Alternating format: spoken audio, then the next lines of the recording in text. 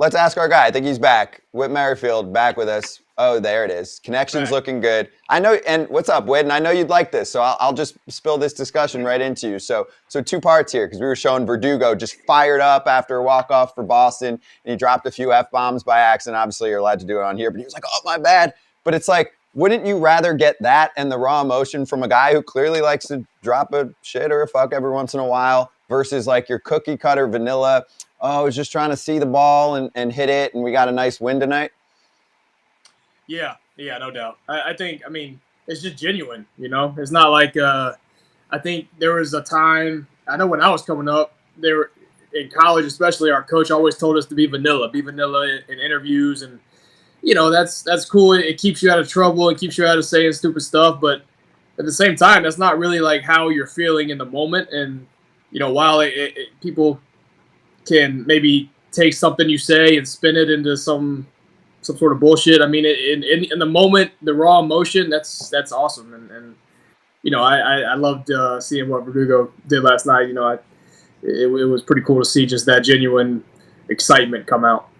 You don't love Verdugo. Don't be putting that out there. I know you can't be loving Verdugo as a AL East guy, but I don't even need to comment on that. No, let him go. Go ahead. No, I was just gonna say I said I loved to see what he said. Oh, okay. It would have been nice if they lost, but they won, and just that emotion can't come out. It was cool. I want to go to raw emotion. This is something that, like, I know about the story. I was there at the beginning of it, but I don't think that the Foul Territory crowd and maybe people outside of KC know your almost caught up story. And how that correlates. I know you've told it a ton of times, but how that correlates to your dad's story also. Yeah, it's kind of weird. It's kind of a cool, cool. It might not be the right word, but a unique dynamic that happened with myself and my dad. Just kind of a long story short with my dad. He was a second rounder out of Wake Forest. Two-time ACC Player of the Year, All-American, two-time All-American, was a stud. Drafted second round with the Angels. Got to AAA fairly quickly. Was behind Doug DeCinces with the Angels. He was the third baseman at the time. My dad was the third baseman. Spent 3 years in AAA with the Angels. Got traded to Pittsburgh. He's in Pittsburgh, I believe in Edmonton, Canada, is where their AAA was, and gets called up. Jim Leland is the manager. They go to Pittsburgh. He goes to Pittsburgh, flies in, cabs over to the field, gets in there. That night he's batting sixth, playing first base. Never played first base before, so he's borrowing the guy that he's trying to take the first base job from. He's borrowing his glove. Doesn't have cleats, borrowing cleats and bats. Goes out there, takes BP. He's in a new organization, so he said he hits for about 15 minutes in front of their GM, front office, coaches, whatever. Comes in, game ends up getting rained out. Leland calls him in the office and says, "Hey man, we want to send you to Florida to work on first base, and then we'll bring you back." He goes down there, never gets a chance to come back. The next year, gets put on the Phantom, I believe, to start the year, and ends up retiring. Never really enjoyed it, and hung it up. I had just been born, so we wanted to go home and be a father. So anyway, he was a big leaguer without ever being a big leaguer. In 2015, for myself, I spent a couple years at AAA playing pretty well, waiting for my shot. KC had gone to the World Series in 14. In 15, I was the last cut in spring training, hoping I would make the team. Had a really good year in 14. Didn't make the team out of camp. Okay, I'm on the radar. I'll get my chance. 2015 I think it was June. Alex Gordon goes back. I'm playing left field a lot in Omaha at the time. Alex Gordon goes back on a ball, rips his groin in the third inning. I had just scored. I think it was our third inning as well. And I'm about to go on the field, play defense. Our manager says, "Hold on, you're out of the game." It was kind of almost like a borderline collision. It was kind of an awkward slide at home. I was like, no, I'm good. There's no problem. He goes, no, you're out of the game. Alex Gordon just got carted off the field. And I was like, oh, shit. All right, cool. Take me out. Yeah, please. So for 6 innings, I was sitting on the bench knowing what was happening. Everybody on the team knew what was happening. I was getting hugs. My parents who were watching, listening to the game, got my family in the car. Started driving to Kansas City because that was where the game was the next day because it was late at night. Sat there for 6 innings. After the game, I go in the locker room, pack my stuff up, making phone calls, people congratulating me, walk out to my car. Our manager runs out and goes, hold on, Whit, come here. And so I drop my stuff in my car, walk back to the manager's office. He goes, hey, the team just called, and they decided to change their mind. They're going to bring up a pitcher instead to fill the gap. So I was pretty crushed. And this was June or July, and so I think I was playing pretty well. I was sitting around 300 at the time. Kind of crushed me a little bit, and it was my own fault to not handle it better. But I ended up not playing great for the next couple months. But still thought September was going to come around, and I'd get a chance to, when rosters expanded, to get the call. September came, never got the call. That offseason, went home with the full anticipation of retiring and doing something different. My dad, having had gone through a similar situation, talked to me. He was like, look, I'm not going to fault you if you want to hang it up, but just know if you hang it up, that's it. You can't put the cleats back on. And I was like, all right, I'll give it another shot. And then, long story short, 16 came. Last cut again in spring training, went to AAA, but I was there for a month and a half before I got the call. So, kind of a wild ride. Ooh. I was there in 15 when you were raking, and just like to see where you're at now, it's super easy. But where were you at in a mental state in Omaha when it's freezing cold in 16? Especially after you saw everybody get their rings the next year, especially after, all that stuff. Were you in a clean place, or were you was it a dark place? So 15 was a dark place. And then, winning the World Series, it was great. People asked me if I watched it, and frankly, I didn't. I wasn't really at the time close with anybody on the team. I played with a lot of the big leaguers in spring training, but none of these guys I was like, I had been in a locker room with during the season, so I never really had a good relationship with them yet. So I didn't really watch it because it was heartbreaking for me. And then throughout that off season of 15 going to 16, I kind of made a little bit of peace with it. And so 16 was more of all right, we'll see what happens kind of thing. So I wasn't in that bad of a place. I got back to that dark place when I got sent down when I was hitting 280 in 16. And I think it was August, the month of August, I got sent down. I was hitting 280. I had just gone like 0 for I don't know, 11 or 12 or something, and 1 for maybe 20. We had faced like Kluber, Darvish, Bauer. It was like 4 or 5 straight games of gauntlet pitchers, and I had struggled. And they're like, "Oh, I don't think you're ready for this." And I was like, "I'm hitting 280. Like, I can.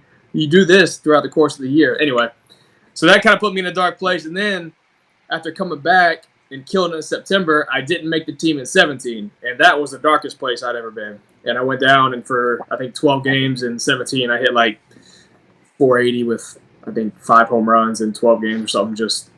I was just angry. I was angry all the time, and but I got back up and look at me now. It makes for a good story because not everybody's path is clean, and not everybody gets to the big leagues and just takes off. So everybody's got their own story. I mean, what's up, Whit? I'm gonna take you away from that that dark place, brother. I'll get away from that, okay?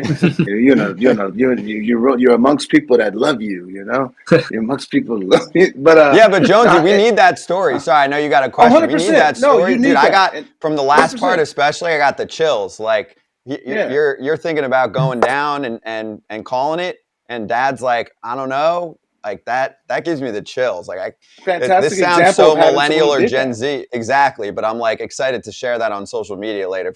I guarantee you, someone's going to see that and be like, "Yeah, I'm sticking with this, whatever they're doing." 100%. Dude, Sorry, David but it Price. just that David hit me. Price wanted to quit in college. Like, there's so many stories, and it's great that because most people don't even talk about it. Like, Yeah. but I want to take you to the lights. The new Toronto outfield, whole entire stadium. It Yeah. feels like the energy in that stadium right now with the team. That jacket. I don't know if the Latins probably spray it down. I don't know if they dry clean it or not. Too many guys in there. Some eighth, ninth inning home runs might stink a little bit. But it's just how that transition being there. I mean, going there and getting traded there in the expectations to win right away. Like, you guys are everybody's Yeah. pick to win the East. Yeah, no doubt. Well, before I get into the team, I will break the news to you that we did retire the jacket. The jacket has been officially retired. I believe we're auctioning it off. So Okay. it's a new I don't know chapter with as far as jacket goes. But no, Toronto's crazy, man. The city. I mean, I can't even say the city because it's you're playing for a whole country. When we go to places that border or close to Canada, kind of throughout the league, it's all Blue Jay fans. Seattle, Minnesota, Detroit, Pittsburgh, like it's all blue. It's crazy. But what they're doing with the new ballpark, they're bringing more entertainment into it, and which is bringing more liquids. And the more liquids that people consume, the louder and crazier it gets. I feel bad for the visiting bullpens. I don't know if you guys have Oh, gotten like to look at exactly what we've done, but they raised the bullpens up and they brought the stands closer. I mean, we are, or not we, but the visiting bullpen is you're throwing and you have crazy Canadians probably about 5 feet from you just yelling at you. It's wild. And it's so far it's been early in the year and haven't played. Well, we played Tampa, but like when New York comes to town and it's late in the year and these games are getting crazy, I mean, it's gonna be ruckus in there. Ruckus is that the right word? That's a word. Yep. that's word. Yeah, there you go. So I mean, it's gonna be wild, and it's cool. The fences were brought in, but kind of raised, except for center field. I know you guys probably saw the Kiermaier Rob on the first game that we played at home. They lowered that part of the outfield, but the fences are brought in, so that's great. And after playing at Kaufman for my whole career, I'm excited to be in a more hitter-friendly park. Do you think I've been trying to sell this, and I've been trying to sell it to Yankees fans, Seattle fans, and now you say about how Toronto fans, they're kind of ruckus. Do you think that Toronto fans could adopt the fact that they got the pitch comm in, okay, and the clock is ticking in big spots? Everybody gets loud, and the stadium should be shaking. They shouldn't be able to hear the pitch comm. Ball four, walk the run in. You think Toronto can adopt that, or you think they're, whatever, we're waiting for the hockey season to start? No doubt, no doubt. I mean, you couldn't really hear yourself think last year in those two wildcard games, and I mean it's insane. Especially when they closed the roof. I don't see why that can't be adopted. Now, how we're going to get that happening, I don't know. Do we need to orchestrate it on the scoreboard or something? But I don't know. I do have a feeling as this pitch clock becomes more of a regular thing. It's like in basketball when you're playing on your visiting team and the shot clock's winding down and the crowd starts chanting 5, 4, 3, 2, 1 when it's really at like 12.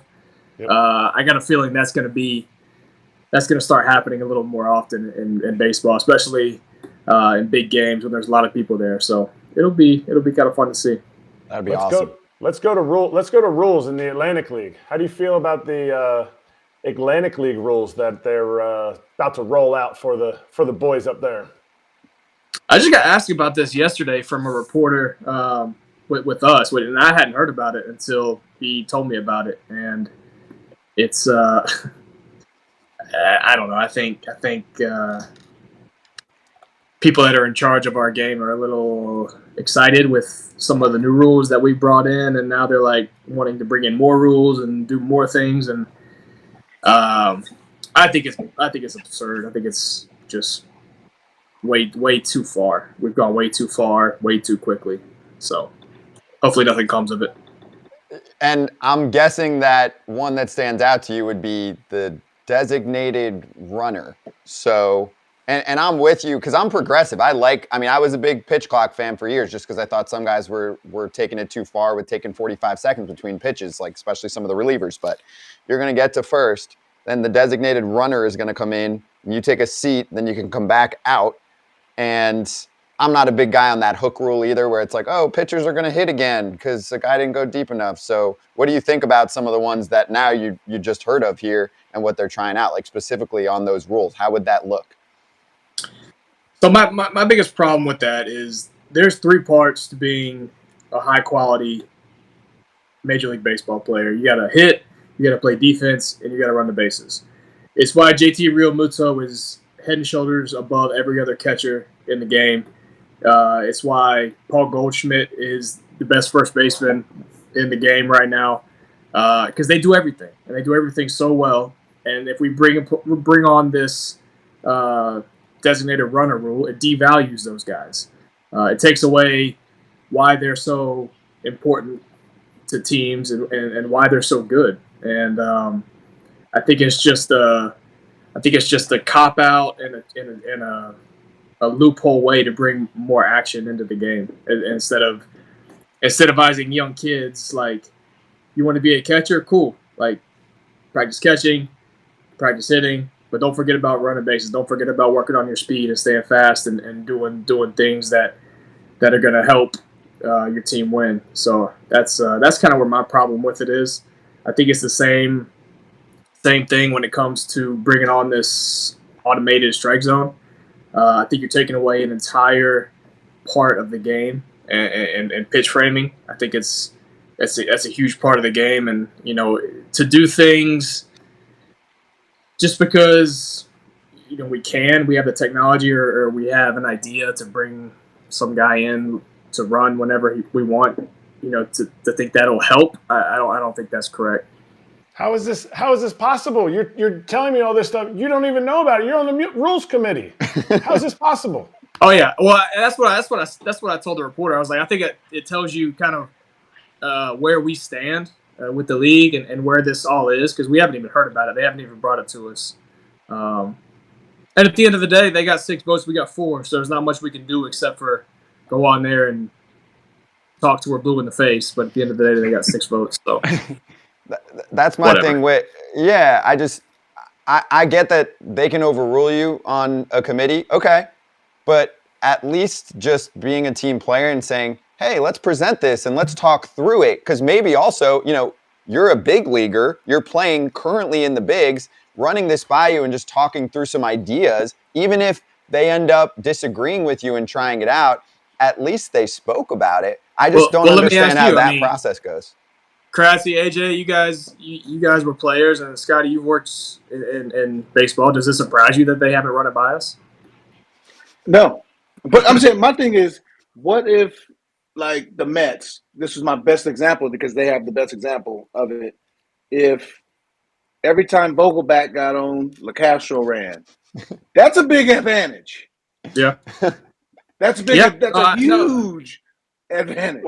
Well, so would be an advantage. It'd be an advantage if you were like, hey, DeGrom, we're going to use our 5-foot rule today. You get to move the mound up 5 feet, and now you get to throw pellets from 5 feet closer because we want to, like, hey, come on. It's gimmicky. It's gimmicky. Yeah. It's too gimmicky. It's so gimmicky. They've done enough so far. There's strategy to it. Like, Terrence Gore was an integral part, and Gerard Dyson were integral parts of the Kansas City Royals' success for those 2 years because they were on the bench, but you had to strategically figure out when was the good time to bring them in to get that at 90 feet, get that 180 feet to get in scoring position. And when they came in the game, they damn well better steal the base because If they didn't, they were getting burned, and Billy Butler or Salvi or whoever they pitch ran for was out of the game now. So you better come in and there's a lot of pressure on you to do your job, and that's that's an important moment in those games. I think Gerard Dyson in the wild card game stole third, which ended up, I think, pretty much getting Kansas City the win. But you can't just have that from like the second inning on. It's got to be like, all right, strategically, when's the right time to bring this guy in? And pitch runners are an important part of the game, but you can't just have them roll out there like whenever you want.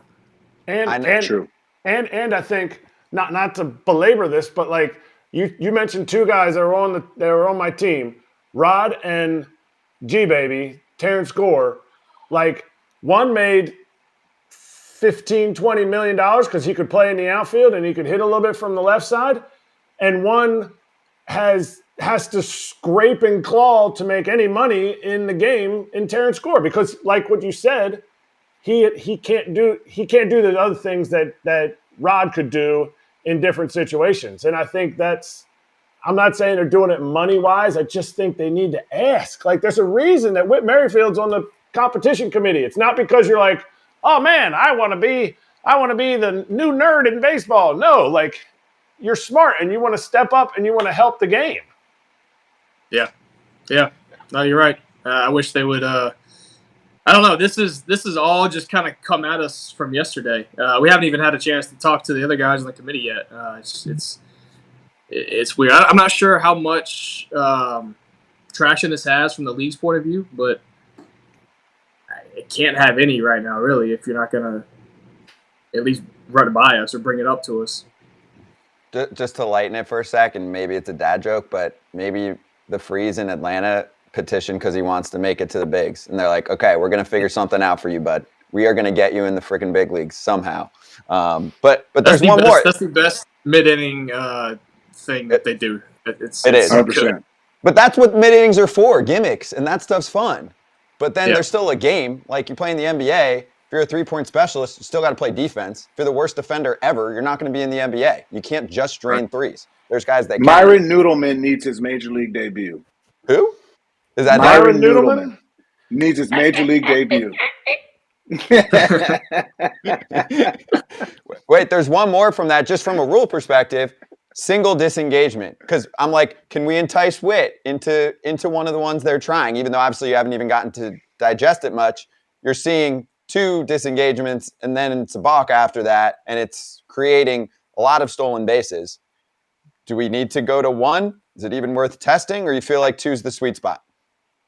I mean, I don't know the numbers, but I know we've got more stolen base attempts than ever, right? Like, at least in the last 30 years for the first whatever almost month of the season. How much more do we want? Like, are we trying to get anytime you get on base, or they want us to just start running? I mean, 2 is fine. 2 is plenty. 2 is a big advantage. If a guy picks over one time, he's probably not coming over again. So you have a good lean to second base now, and get a chance to get a good jump on this, and that's what we're going for, right? We're going for more. You feel like as a runner, you have more of an advantage now than the pitcher, because he can only pick over twice, and to take it to 1 already, we've done this for 3 weeks. Like, what are we doing? Yeah, I gotta bring some of the emotion so you can look outside and see your sunny day that you have. Walk us through the whole KC, coming back to KC, and how they treated you and what that felt like. And were there any tears? Have you cried? Nice. No, I didn't. I didn't cry. No, it was cool. We got there. We came from St. Louis, so we got in at a good hour. And I got to go out and see a bunch of my old teammates. Go have some beers with them and spend some time with them. So got to do that early. Got to the field early on Monday. I got to see, training staff, front office, coaches, staff members, clubbies, all the people that I really had been with throughout my whole time in KC. So I got to see them early on Monday.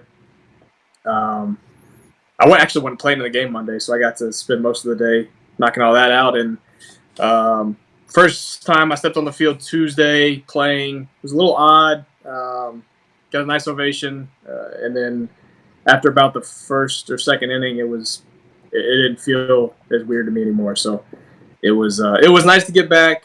It was more of like instead of being weird, it was just more like a comfort. Like somewhere you had been a long time, so there was like a comfortability in playing in that stadium. But no, I definitely felt like 100%. I was 100% a Blue Jay, and so that was a nice surprise. I mean, this interview is like all the feels right now, all the damn feels. That was cool. Wait, I didn't get booed, so that was good. I was kind of concerned I was going to get booed. They better not. It's not Yankee fans, Royal fans. No freaking way. How are Royal fans, Kratzy? They're the best. They're so Midwest. They're loud too. Don't sneak on the Royals. They are like, you want to go see a place? That's a place to watch a game for real. That's why I'm like, back in 16 when we were 16 to 17, we were we didn't make the playoffs, but we were right there. And some of those Friday night firework nights, it was rocking. So yeah, hopefully one day they can get back to that. But it's a cool place. That's why I'm like, keep it. I mean, we can get into it another time, but I'm like, I know they're looking into the downtown thing. I'm like, they got a good thing going. It's like a classic ballpark. I like it there. But Whit, awesome having you on. We'll have you on again soon, obviously. Appreciate the time, dude. Good luck this week. We'll talk to you in a few weeks, dude. No doubt. See you, fellas. Thank you. Have a good one. Whit Merrifield, Toronto Blue Jays. Good stuff there. That was fun.